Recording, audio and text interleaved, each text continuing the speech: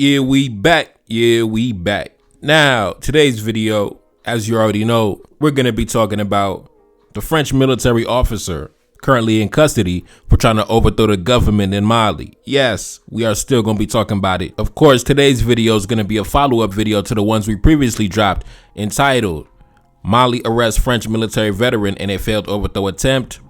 France responds to Mali failed overthrow and the arrest of a French military officer, as well as how Mali outsmarted the French government. Now, today's video is going to be a follow-up to that video, especially because we're going to be talking about how President Assimi Goïta outsmarted the French government in order to come to power, right? It's one thing to intercept the coup d'etat, right? Intercept the overthrow of the government. But it's also another thing to actually take power and outsmart domestic and foreign intelligence. So that's what we're going to be talking about. How did President Assimi Goïta become the president of Mali? And how was he maintained and held on to power for years despite all the foreign and internal adversaries? We're going to be talking about the big dog in today's video. Yes, indeed. Now, before we get started, I want to talk about the various archetypes of coup leaders or individuals who overthrow the government, because all coup leaders are not made the same, right? Everybody who takes power by force or overthrows the government is not all fighting for the same cause. For example, you have the foreign-backed coup leader, who is usually supported and sponsored by foreign powers, usually because the current guy that is in power, he's probably being uncooperative, he's being rebellious, he wants to quote-unquote take back his sovereignty, right? He doesn't want to play ball, he doesn't want to give up the gold, he doesn't want to give up the uranium, right? So usually the foreign-backed coup leader, he comes out of nowhere as the savior of democracy, right? We're going to bring the country back onto a track towards democracy. We've seen this play out with the example of Blaise Compaoré, for example, in Burkina Faso, when they took out Thomas Sankara, and he was presented as the new face that was accepted by the international community and received unconditional support from France for his years and decades of rule, incompetent rule, corrupt rule, right? But he fits right into that archetype of the foreign-backed coup leader, right? Also, similar situation played out with Patrice Lumumba down in the Congo. And then his successor, Mobutu, was presented as the new face that was accepted by the international community, right? Now, of course, he was also ousted by that same international community when he became old and unreliable. That's also another reason why the foreign powers might also overthrow a government as well. If the guy they placed in power is no longer reliable, he's no longer able to carry out the job with the same efficiency. So they'll also replace him with somebody who's better able to do the job. Now, besides the foreign-backed coup leader, you also have another archetype, what I call the opportunist. Now, this archetype may or may not be backed by foreign powers, but usually he rises to power due to, coincidence or circumstance, or simply seizing the opportunity. Like, for example, the current leader down in Gabon, you remember a couple years ago when he came to power. And then we found out that he was actually the cousin of the president that was overthrown, Ali Bongo, right? And as we know, Ali Bongo was the son of the previous president that was in power since like the 1960s. So this same family has been running the country for half a century, right? So this guy is not a revolutionary. It seems like he took power simply to maintain the influence that the family has over the country. And then, of course, as we know, he went on to sign a bunch of agreements with the United States government, as you can see pictured here with Anthony Blinken, right?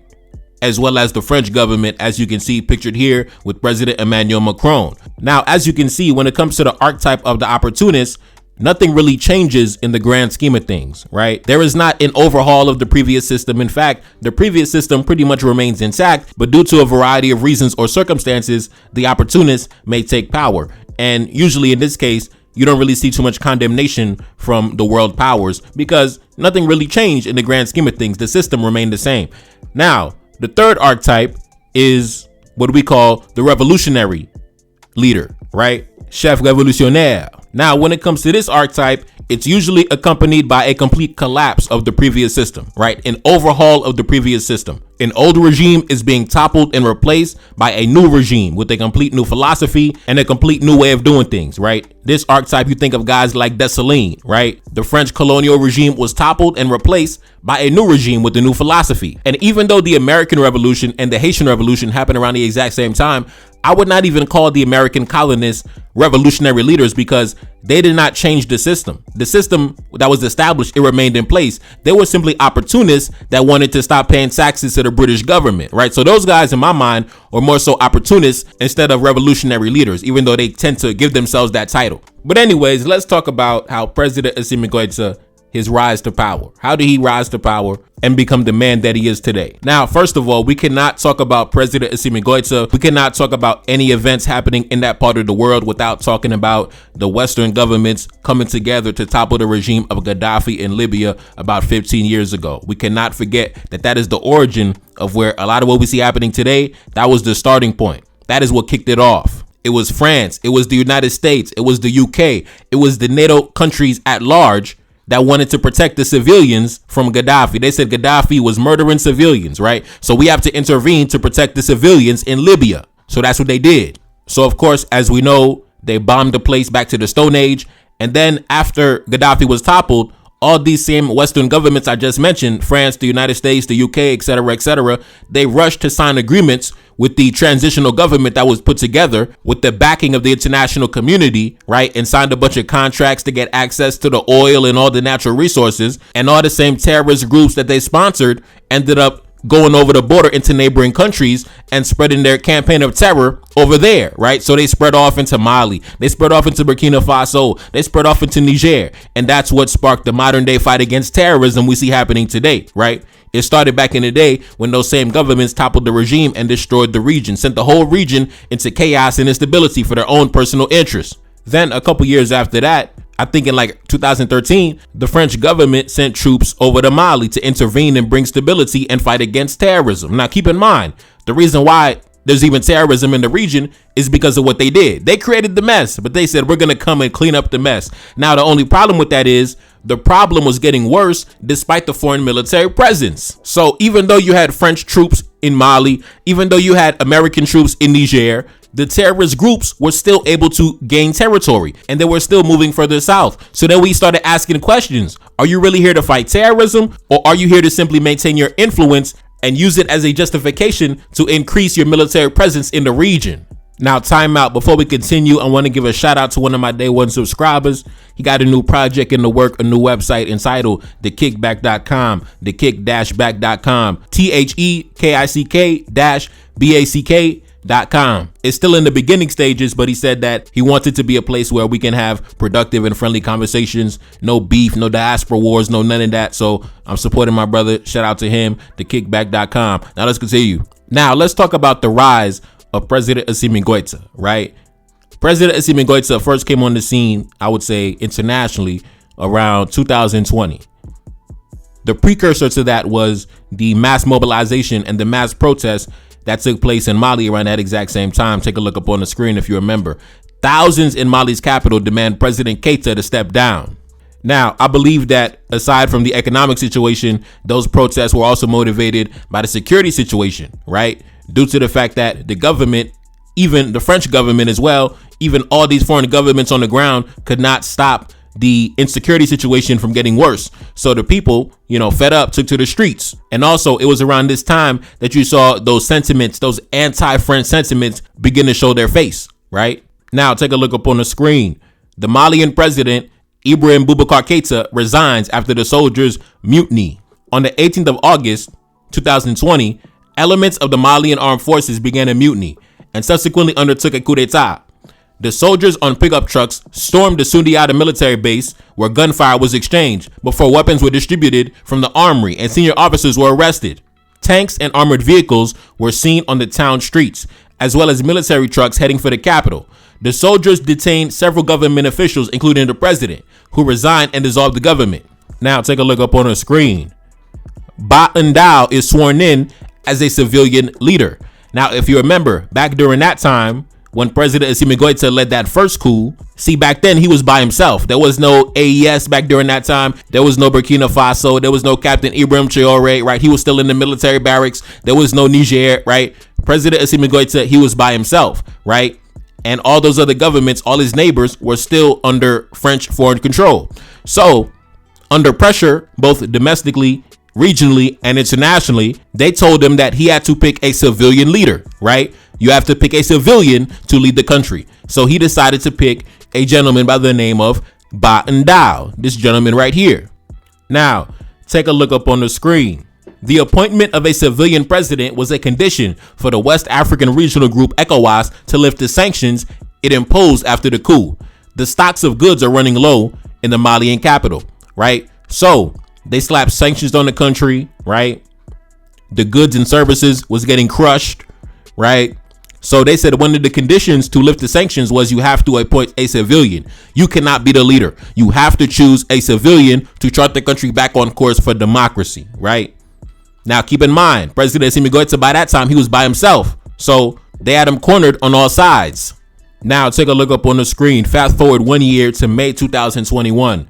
Mali's former coup chief, Assimi Goïta, takes power after the military arrests the president, right? So now Assimi Goïta, after choosing the so-called civilian they told him to choose, a year later, he turned around and overthrew the civilian and he took power in totality.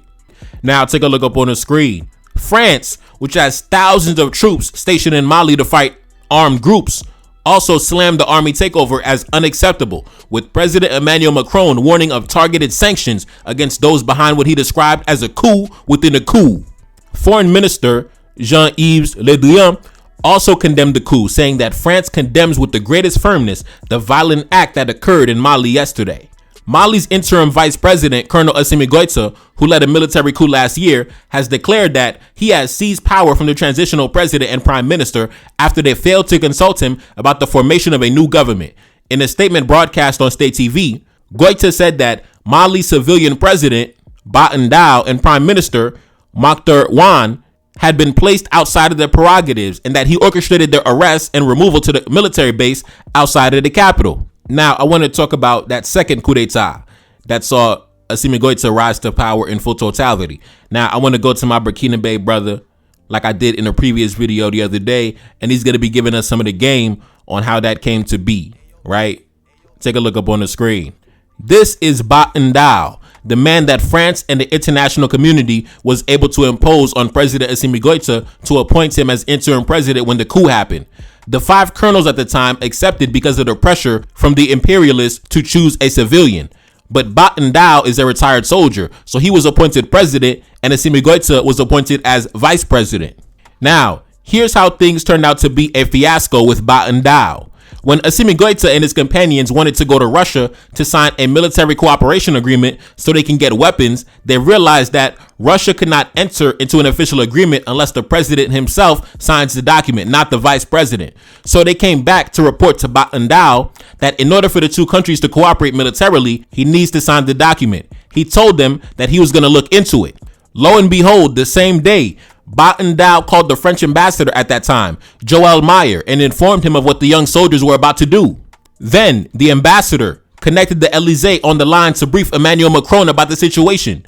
Little did Ba Ndao know that he was wiretapped, so all their secret conversations were being recorded. Macron told him not to agree to the demands of the soldiers and invited him to come to the summit of Paris that was to take place on May 18, 2021. Bear in mind that Macron had previously received him at the Elysee Palace on January 27, 2021. So when he got to the summit, we are told that Macron advised him to dissolve the government and to form a new government. That was the red line for President Assimi Goïta and his companions.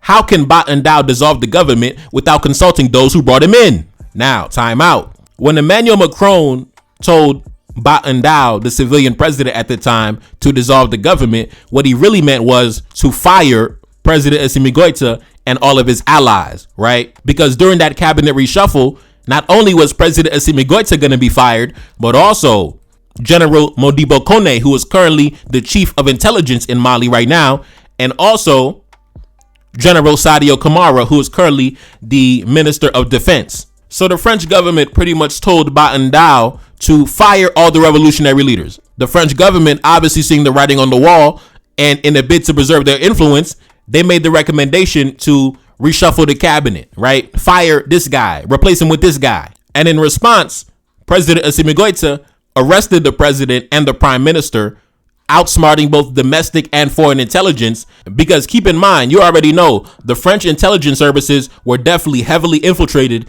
in the Malian political and military circles. And President Assimi Goïta was still able to outsmart them and catch them by surprise. They weren't able to foreshadow the plot. They weren't able to intercept the scheme. You know what I mean? So as you can see, President Assimi Goïta has been outsmarting French intelligence for a very long time. Now, let's continue. Macron was working with Ba Ndao to rapidly organize the elections where his puppet was going to be president, and Goïta and his men were going to be liquidated later. So the soldiers let him finish the summit in Paris, and when he landed back in Bamako on Sunday, May 23rd, 2021, they went to arrest him and his prime minister and ended his rule the next day. Goïta told us that when he arrested Ba Ndao for high treason, Emmanuel Macron shamelessly called him and told him that he had people in mind who could be president and prime minister. This is crazy. Anyway, let's continue. Goïta asked him, why would I do that? Then Macron told him that because they are good and capable of running things. Then Goïta told Macron, this time I myself will run the presidency, and the rest is history. I heard from reliable sources that the reason why Ba Ndao was spared is because he was a companion of arms of Assimi Goïta's father, and that Goïta even calls him his uncle. So it was friendship and family bonds that spared him. So this man is still alive because Goïta Sr. asked for his life to be spared. They are soldiers, and he knows very well that he deserved the firing squad. Goïta's father passed away later on April 9, 2023. Now, yes, as you can see, President Assimi Goïta has been outsmarting the French intelligence services for a very long time. You see, they almost was able to get him, right? They told the president dissolve the government. You already know the DGSC had their fingerprints all over that. And President Assimi Goïta, he already knew what time it was. So he took the initiative. He said, you know what, brother, you under arrest. You know, you under arrest. You was wiretapped. We already knew. We already had the counterintelligence on you, brother. We heard all the conversations with you and Emmanuel Macron and the French ambassador. We already know what time it is, brother. Put your hands behind your back. Turn around. Turn around. You are under arrest. So as you can see, man, for a very long time, the general has been putting points up on the board against the DGSC. Listen, man, how many shots y'all try to take at the general and y'all miss every single time, man? All them shots y'all send at the general and y'all still miss? Ha, goddamn. But anyways, man, I just wanted to, we have to talk about the general's rise to power because we never really talk about that, right? We have to talk about how did he rise to power, right? And as you can see, not only was he able to rise to power, but he has been able to hold on to power. I always say it's one thing to take power. Anybody can take power. Anybody can wake up on a random Tuesday and take power. But are you able to maintain power? That's one thing. Are you able to maintain power for an extended period of time? That, to me, shows your level of competency, right? Especially when you're operating in a very turbulent environment with very hostile enemies. Are you able to hold on to the power that you have taken? That is the true test of leadership and competence in my eyes. Right? That is the true test. Are you able to navigate the pressures without buckling under the pressure? That is the true test of competence in my eyes. And as you can see, the enemy is so angry. The enemy is so outraged that he tried to take my boy out in broad daylight and they still missed. Every single shot y'all take, y'all boys miss. God damn. God damn, man. Anyways, also in the video, we discussed the various archetypes of coup leaders because like I say, every coup leader is not the same, right? And if you had to ask me what category I would place the general into, obviously you already know my choice, right? The revolutionary leader, chef révolutionnaire. Yes, indeed. Yes, indeed. One love. Shout out to the general. You already know what time it is, man.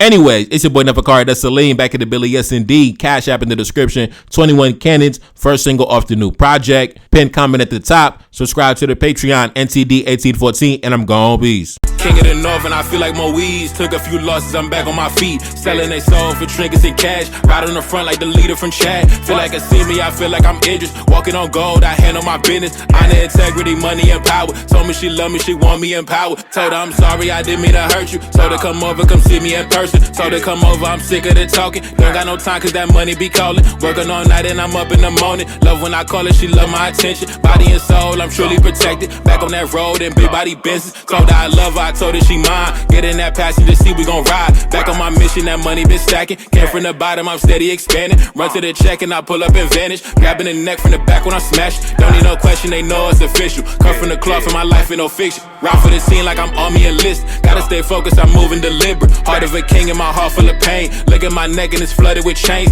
And I got Desaline blood in my veins. Enemy watching, I stay with a flame. Keep it 100, they know how we move. Black on black beamer, interior blue. How you gonna leave me? I told you I love you. Pain in my heart, you knew I was trouble. Enemy watching, they wanna invade it. Hoping my brothers don't never betray us. Been on my mind and I hope I can save us. Look at my flaws, I don't see perfection. But I'm authentic, I'm whipping the 7. Like it's a phantom, I'm still manifesting. Gotta get money, I gotta get paid. Stay on my toes when I'm ducking these snakes. Go to my wrist and the queen on my arm. Feeling my energy, loving my charm. Might go put Desaline face on a piece. Ready for war, that's how you get peace. Know I'm protected, I'm ready for action. When I walk in, I need 21 cannons. Secret location, I'm up in the palace. One of a kind and she loving my manners. One of a kind and I'm telling the truth. His and her Bentleys, I gotta get two. Feeling like Future, we never gon' lose. Feeling like Garvey, I'm running the block. Entering off firm and I'm letting off shots. King of the North and I'm up at the top. How you gon' leave me? I told you I love you. Pain in my heart and you knew I was trouble. Enemy watching, they wanna invade it. Hoping my brothers don't never betray us. Been on my mind and I hope I can save us. Look at my flaws, I don't